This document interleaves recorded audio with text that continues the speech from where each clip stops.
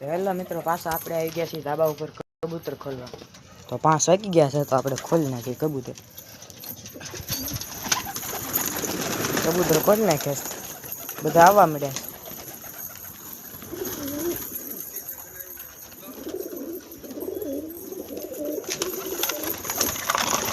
ચણ નાખી દેવી આપણે કબૂતરને.